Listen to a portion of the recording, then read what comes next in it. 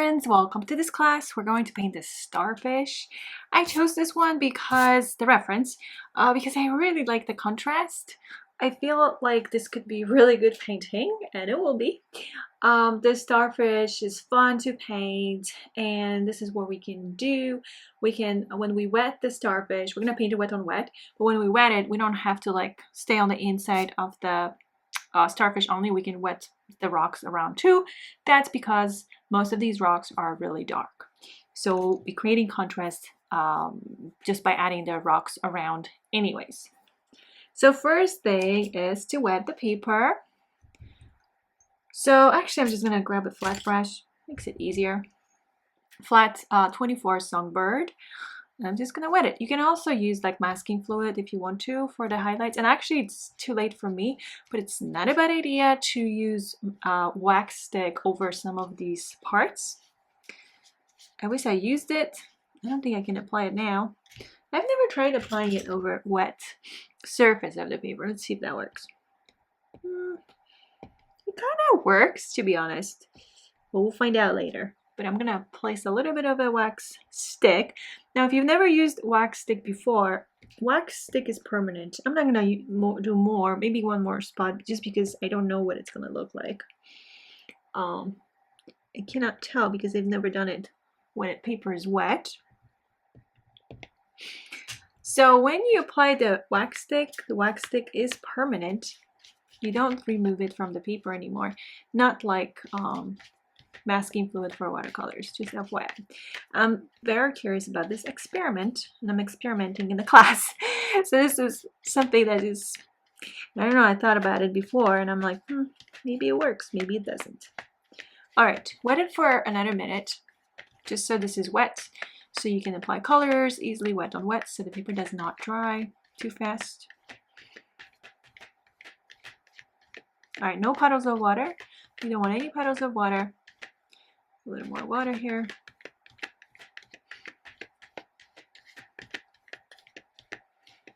I do see the areas where I applied the the wax stick, because those are staying, just the water does not get in there.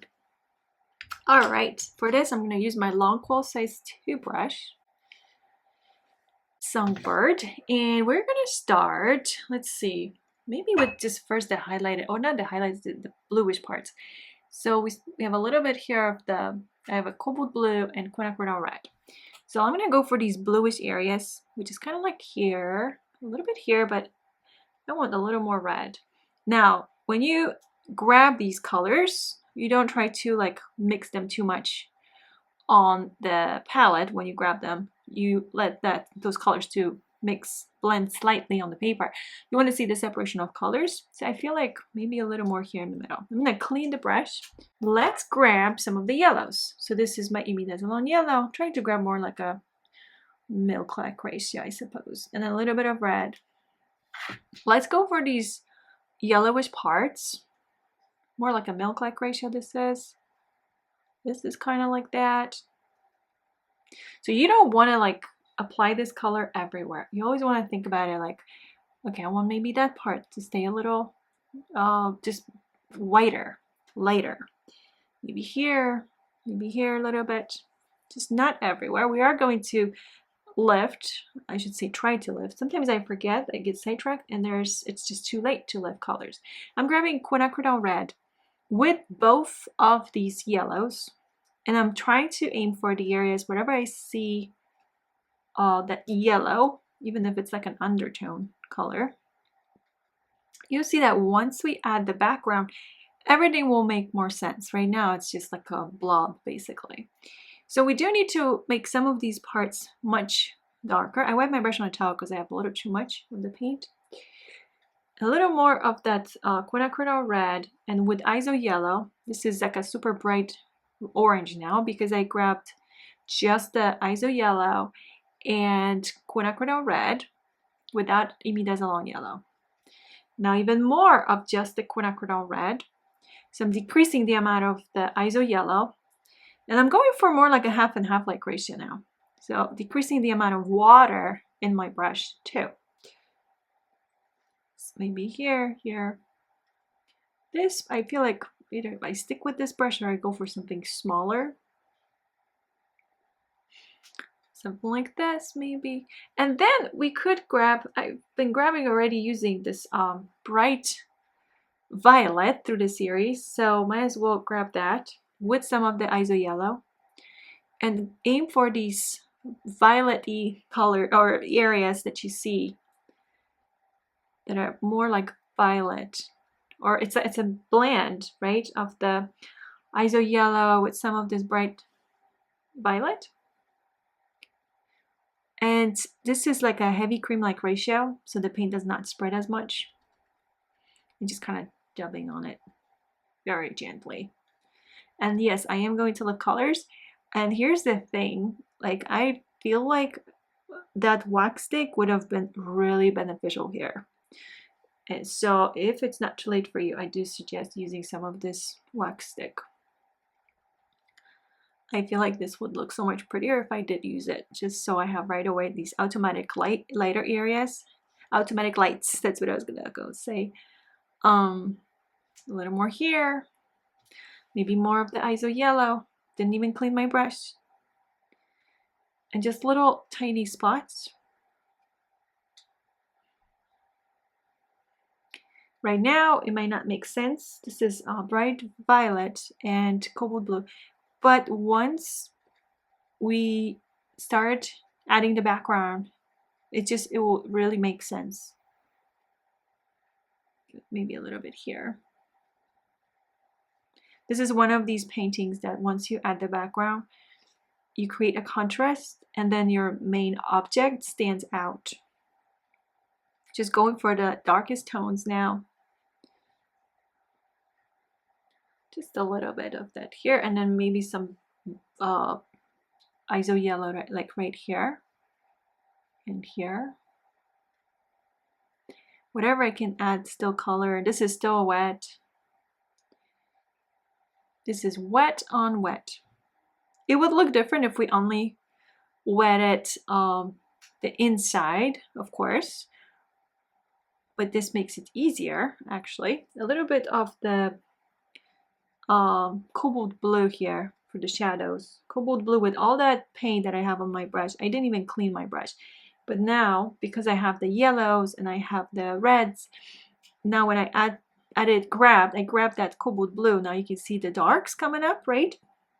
So that's my contrast too. On the inside. Just with the tip of my brush. I'm working with the tip of my brush, so I want you to use the tip of your brush. Whichever brush you're using, either this brush or you have a different brush. You can use a round brush, and then there's shadows like here. I wipe my brush on a towel because I want this to be softer. So I'm gonna wait to lift a minute. We're gonna lift a little bit, and then we're gonna wait for this to dry.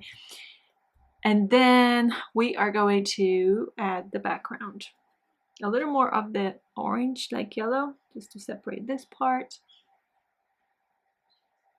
But I am waiting with this round 3 brush just to lift the colors. So, cleaning my brush, wiping it on a towel. I don't need to like exactly lift everywhere, like wherever I see it in the reference. But this area would be good to lift. The best timing to lift colors is when that paper almost like, it's almost that shine is gone, that shine. So at first you see the paper being like shiny wet. That shine slowly goes away. And when it goes away, you can try to lift then.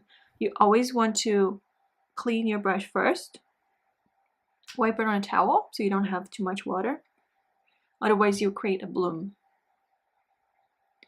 And I'm just lifting. But yes, if you can use that wax stick, I think it will be great. It will be such a nice effect. And you just have like these automatic highlights just created by that wax stick. Now I'm just adding like little dots. Okay, I need to lower my hand or something because you can't see probably. And then here, it's actually hard to record like class where you just have like a small sheet of a paper. There you go. All right, I think I'm gonna let this to dry and then we can add the background. All right, my friends, let's add the background. So I want you to grab a comfortable softer brush, clean water, and start wetting the background. So we're gonna wet the entire background here. And you don't have to go really close to the starfish. We can do that once we have the color. But this is how we're going to create a contrast, just by adding the background. And we're adding it wet on wet. We are going to use shades of blue like phthalo blue, indigo. Start with like a yellow undertone. I suggest to use like a yellow ochre. Raw sienna is a little sometimes too granulated, so I prefer to use yellow ochre for this piece. And slowly we're gonna recreate some of these rocks, but wet on wet, not wet on dry. This is my long quill size 2, by the way, the brush I'm holding.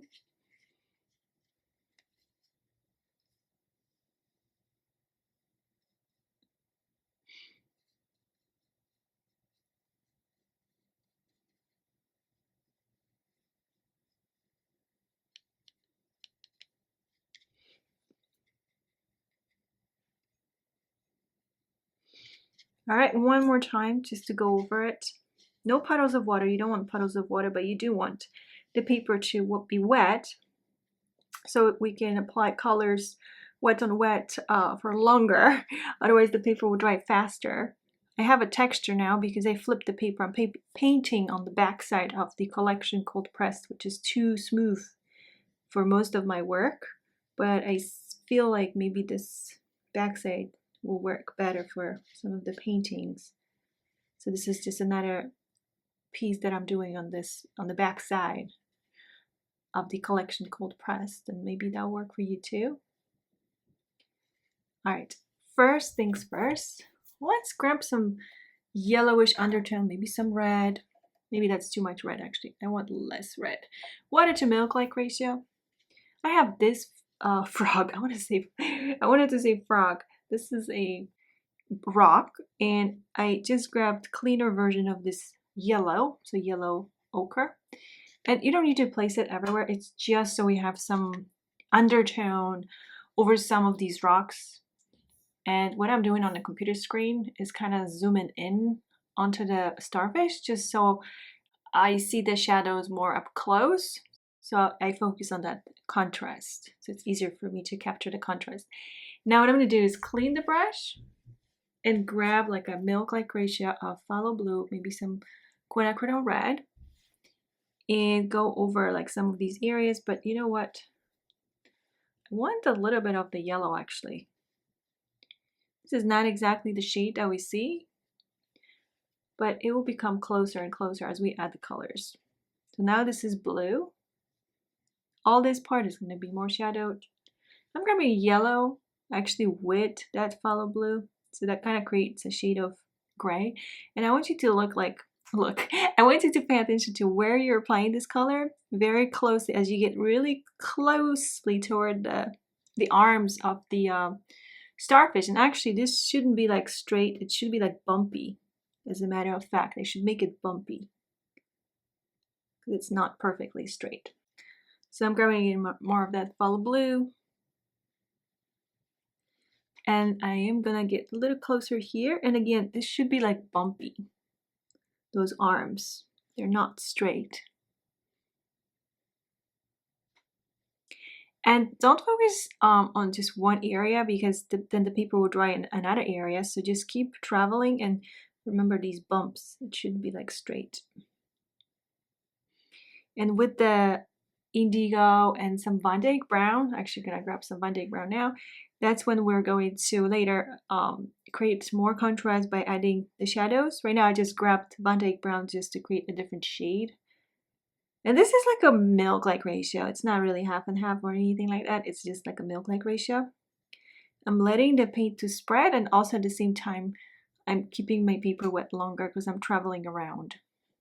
So more of that blue, some phthalo blue, even I'm grabbing like a yellow ochre still.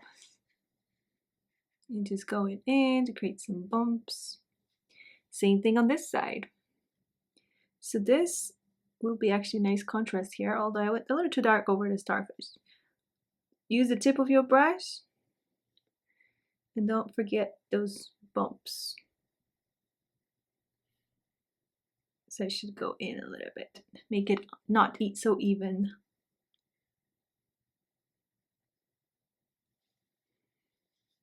And then to make sure we don't go over the arm of the starfish, here this area has almost dried. So you need to hurry up and add some color.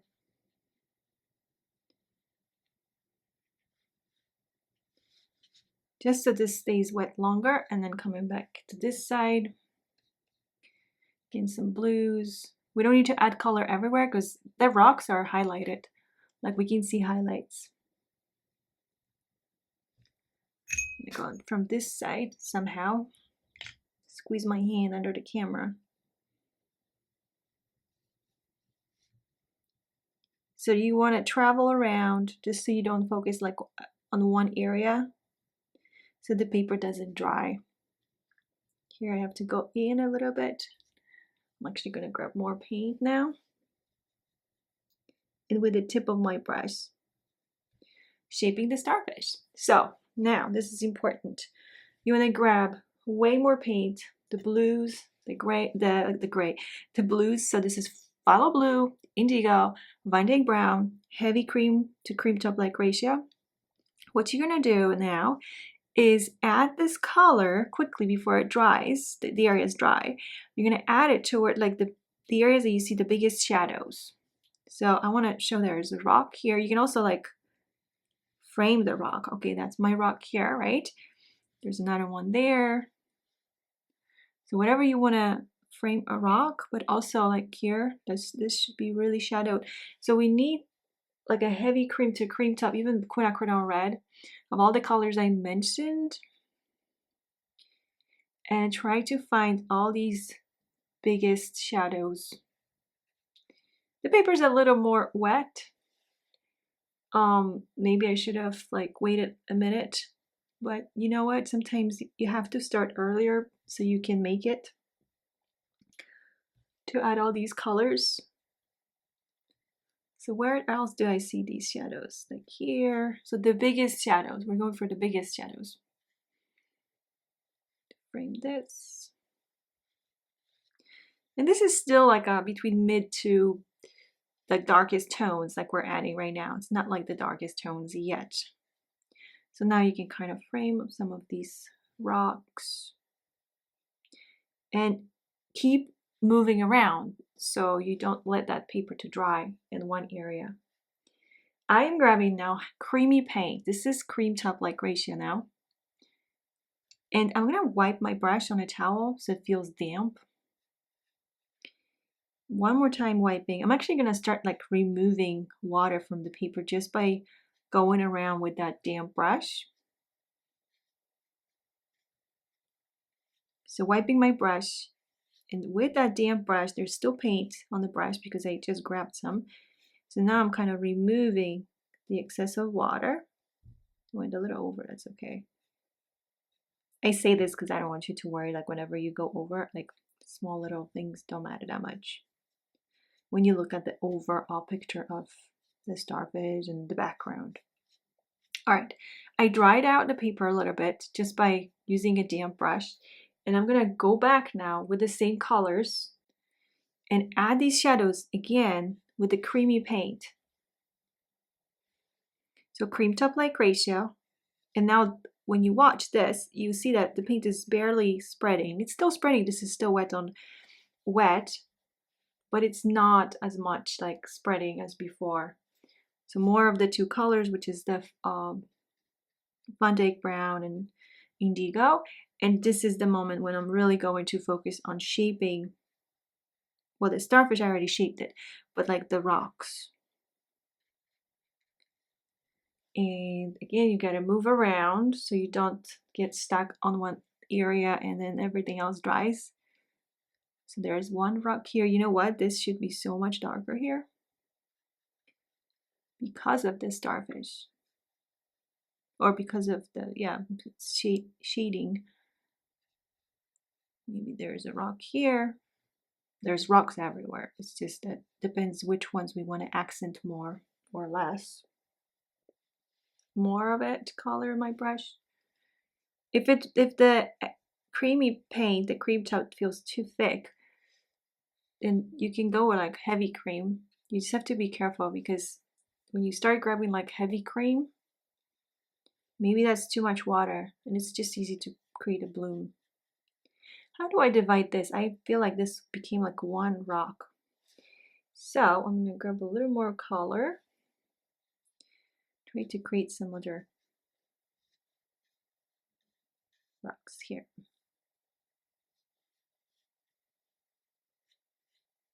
More of that Van Dyke brown. I feel like I don't have actually enough water, but let's try again to come back here.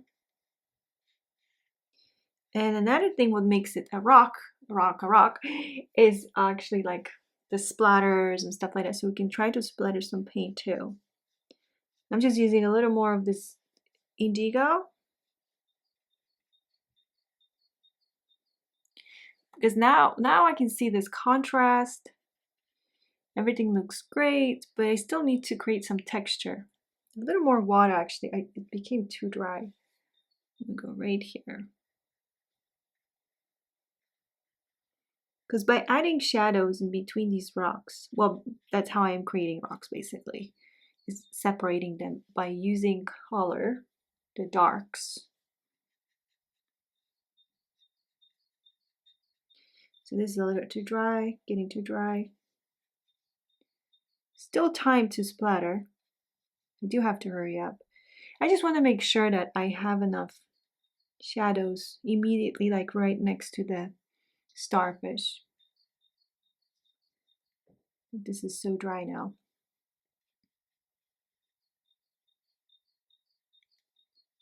So what I'm going to do is clean this brush, and I'm going to grab my round 8. Actually, I'm going to first splatter a little bit of water. I'm not worried about the starfish because the starfish is dry. So I'm just splattering some water. It's a little late for this splatter, but I'll see a little bit of that. And then if I want to, let's say, splatter paint, then I would actually grab my mini mop brush and grab the same colors, milk-like ratio. And I have to cover this part so I don't splatter the starfish. I have to like protect it and then just rubbing it off my finger. So now you can see like how I'm splattering. Maybe like here a little bit. This is the lighter area. I don't know if you can see it, but I have to protect the starfish. I splatter a little bit, it's okay, but not too much.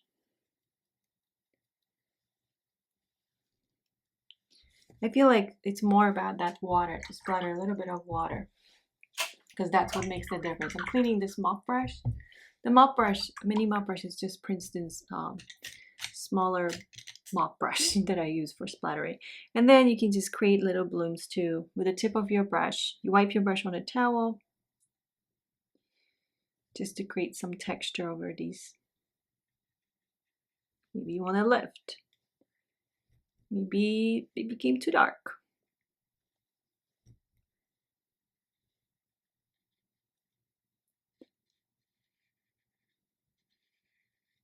So we can also lift a little bit. I don't want to play too much with it. I kind of like the way it is. It's going to make this sharper a little bit. Is there another area? Maybe I could lift here. But I'm going to leave it just the way it is. And I could keep working on this starfish, of course, just by adding like more contrast, for example, but then it will become like a hour painting, and I want to keep things really simple. So I'm going to remove the tape.